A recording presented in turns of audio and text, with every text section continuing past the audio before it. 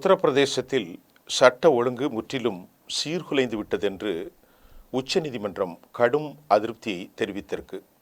அது மட்டுமல்ல, உத்தரப்பிரதேச மாநில போலீசாருக்கு உச்சநீதிமன்றம் கடும் எச்சரிக்கை விடுத்திருப்பதாகவும் கூட தற்போது செய்திகள் வெளியாகியிருக்கிறது.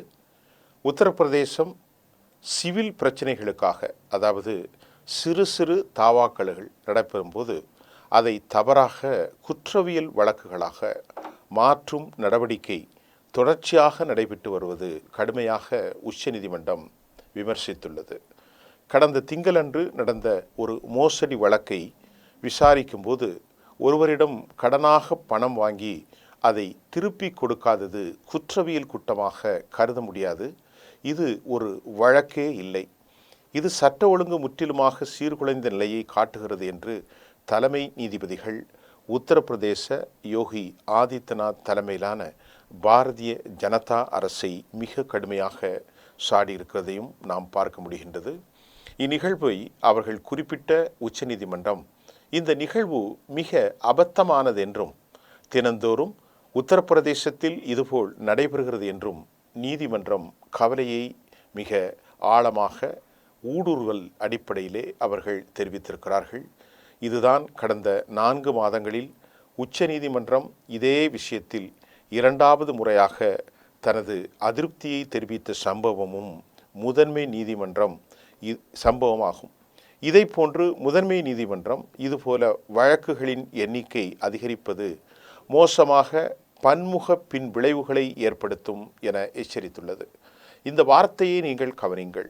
பன்முக பின் விளைவுகளை ஏற்படுத்தும் என்று நீதிமன்றம் ஏன் குறித்தது என்றால், இந்த பன்முக பின் விளைவுகள் என்றால் யோகி ஆதித்யநாத் அரசு சாதாரணமாக இந்து முஸ்லிம்கள் சேர்ந்து ஒன்றாக வாழும் காலங்களில் அவர்களுக்குள் சாதாரணமாக சகோதரர்களுக்கு இடையில் குடும்பத்தினருக்கு ஏற்படுகிற தகராறை போன்று குடுக்கல் வாங்கலுக்குள், அதாவது பண்டமாற்று முறையில் வியாபாரத்தில் நட்புகள் அடிப்படையில் ஒரு ஹிந்துவுக்கும் முஸ்லீமுக்கும் ஏற்படுகிற விவகாரத்தை எல்லாம் இவர்கள் அதை குற்றவியல் நடைமுறையாக மாற்றி வழக்குகளை உத்தரப்பிரதேச போலீசார் பதிவு செய்து சமூக நல்லிணக்கத்தை கெடுத்து வருவதைத்தான் நீதிமன்றம், உயர்நீதிமன்றம், உச்சநீதிமன்றம் என்ன சொல்கிறது என்றால், இதுபோல வழக்குகளின் எண்ணிக்கை அதிகரிப்பது மோசமான பன்முக பின் விளைவுகளை ஏற்படுத்தும் என எச்சரித்துள்ளது.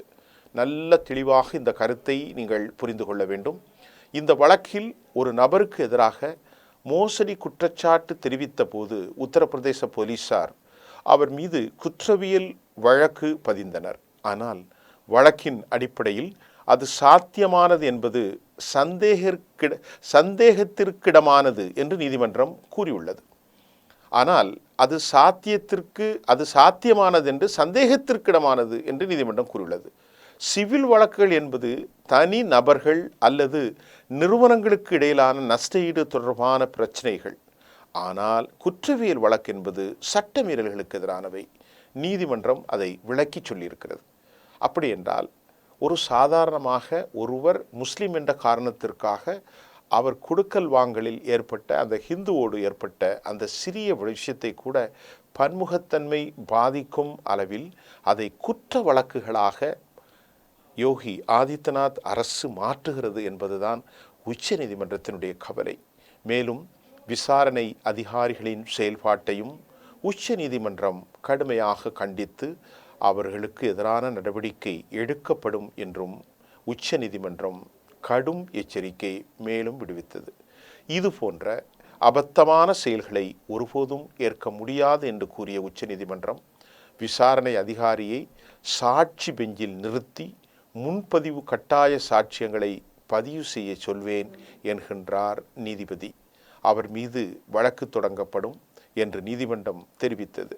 மேலும் டிசம்பர் மாதத்தில் இதே பிரச்சினை குறித்து உத்தரப்பிரதேச போலீஸ் தலைவரை கடுமையாக எச்சரித்த உச்சநீதிமன்றம் இது போன்ற நடைமுறைகள் தொடர்ந்தால் வரலாற்றின் நினைவாக இருக்கும் தீர்ப்புகளை வழங்கும் எனவும் கடுமையான எச்சரிக்கை விடுத்துள்ளது. மேலும் இந்த வழக்கு தொடர்பாக உத்தரப்பிரதேச அரசு விளக்கம் கொடுக்க வேண்டும் என சுப்ரீம் கோர்ட் சொல்லியிருக்கிறது. இதைவிட ஒரு அரசாங்கத்திற்கு, மக்களால் தேர்ந்தெடுக்கப்பட்ட மோடி யோகி அரசாங்கத்திற்கு என்ன ஒரு கேவலம் வர வேண்டும் என்பது நமக்கு தெரியவில்லை.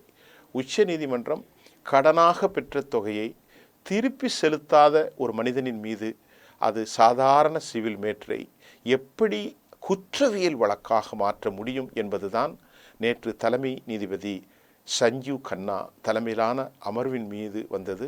சஞ்சீவ் கன்னாவுடைய இந்த கவலை உத்தரப்பிரதேசத்தில் சட்டத்தின் ஆட்சி முற்றிலும் சீரழிந்து விட்டது. குண்டர்களின் மாஃபியாக்களின் ஆட்சி நடக்கிறதா? இதை சாதாரண ஒருத்தர் சொன்னால் அரசியல் பழிவாங்கும் அல்லது பொய் உரைகள் என்று சொல்லலாம். வழக்கின் விசாரணைக்கிடையிலே நீதிபதி சஞ்சீவ் கன்னா உத்தரப்பிரதேசத்தில் சட்டத்தின் ஆட்சி முற்றிலும் சீரழித்து விட்டது. பொதுவான பிரச்சனைகளை கூட குற்றவியல் வழக்காக மாற்றுகிறார்கள், சட்டவிரோதமாக செயல்படுகிறார்கள். இது தொடர்ச்சியாக நடைபெறுகிறது. நாங்கள் இதற்கென ஏற்கனவே தீர்ப்பு வழங்கியும் இது தொடர்கிறது. இது மாதிரி நடைமுறைகள் தினசரி நடைபெறுவது மிகவும் மிக மிக ஆச்சரியம் அளிக்கிறது என்கின்றார் உச்ச நீதிமன்ற நீதிபதி. ஆக இச்சட்டத்தின் அடிப்படைகளுக்கு எதிரானது. இத்தகைய செயல்கள் நீதிமுறையின் நம்பகத்தன்மையும் சமூகத்தின் நியாயமே வேரோடு கிள்ளும் வகையில் உள்ளது. பன்முகத்தன்மை கேள்விக்குறியாகும். இதுதான் இன்றைய உத்தரப்பிரதேச யோகி ஆதித்யநாத் அரசின் லட்சணமும் திறமையும் என்பதை நாம் இந்த செய்தியினூடே புரிந்து கொள்ளக்கூடியதாக இருக்கிறது. நன்றி.